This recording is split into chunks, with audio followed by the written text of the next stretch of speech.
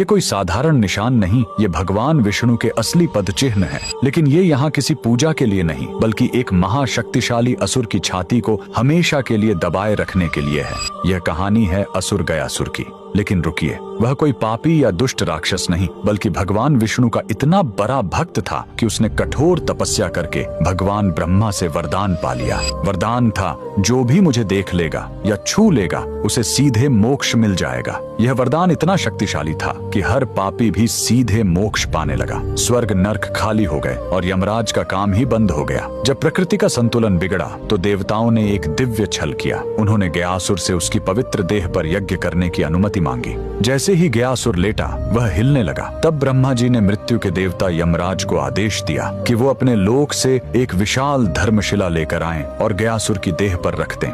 लेकिन गयासुर फिर भी हिलता रहा।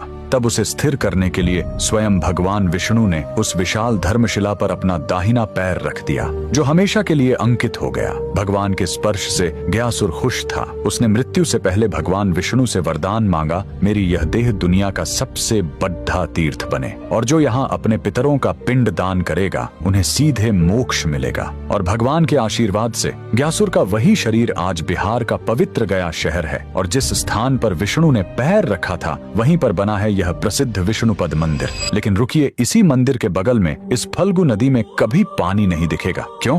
कहते हैं, जब भगवान राम और लक्ष्मण अपने पिता के पिंड दान की सामग्री लेने गए थे, तब राजा दशरथ की आत्मा स्वयं प्रकट हो गई और उन्होंने माता सीता से ही पिंड दान मांग लिया। तब सीता जी ने फल्गु नदी की रेत से ही पिंड बनाए। उनके हाथों में रेत भी अन्न के पिंड के बराबर हो गए और फल्गु नदी एक गाय और एक ब्राह्मण को गवाह बनाया। लेकिन जब राम जी लौटे तो उन्हें इस बात पर विश्वास नहीं हुआ कि बिना सामग्री के पिंड दान कैसे हो सकता है। और राम के अविश्वास को देखकर तीनों गवाह डर गए और झूठ बोल गए। तब क्रोधित होकर सीता जी ने तीनों को श्राप दे दिया और फल्गु नदी को श्राप मिला कि तुम हमेशा सतह के नीचे ही बहोगी। कमेंट में जय श्री विष्णु जरूर लिखें।